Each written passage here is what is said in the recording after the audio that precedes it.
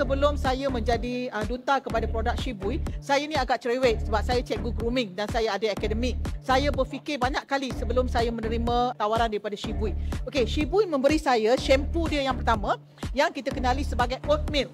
Oatmeal tu adalah oat yang kita makan tu, oatmeal. Saya memang menggunakan oat dalam rutin grooming kucing di kedai saya. Sebab oat ni bagus kalau kucing ada masalah fungus gatal.